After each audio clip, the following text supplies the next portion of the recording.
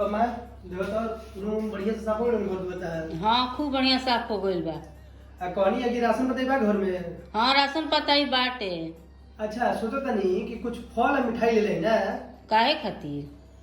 अरे शाम के हित लोग आई लो तो फिर फल मिठाई ना चाहिए। आ कौन ही तब हो? अपने तो सबरे कॉलेज लोग लड़कियों लावे ला बारसन। हमारे घर का सफाई करावे करला दिवाली खातिर। गजब हाल बता हाल।